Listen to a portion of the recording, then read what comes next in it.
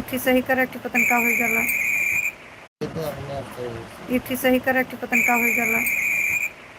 कहाँ तक टाइम मतलब जा रहा है तो बंद कर।